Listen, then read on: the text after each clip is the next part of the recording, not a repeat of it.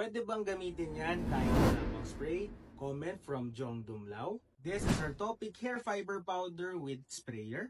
And this is our topic fiber powder alone. The answer is yes.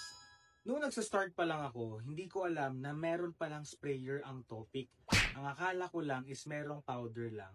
Tapos, ang ginagamit ko before is tinatawag kong tak-tak Ajinomoto. From the word itself, itatak-tak mo yung mismong fiber powder. Ito lang talaga yung gamit ko nung nag-start ako nun. Siguro mga last 2 years. So, fiber powder lang, tinatap-tap ko lang. Tinatawag natin na tap-tap method. So, itatap-tap mo lang yung topic fiber powder. Bubuksan mo lang yung cup. After mo buksan, ganyan. So, itatap-tap mo lang siya hanggang sa malagyan lahat ng gusto mong lagyan ng area. Tapos, kuha ka lang ng brush. Kuha tayo ng brush. I-combo lang. So, we do suggest to use brush kasi masa-spread out niya yung powder. Kapag gumamit ka kasi ng normal comb, hindi mo makakalat.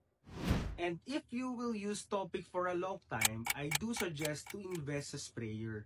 Kasi dito, makokontrol mo yung consumption ng mismong powder ng topic. Unlike dun sa mismong powder lang, medyo madami kapag nagta-tap-tap method ka.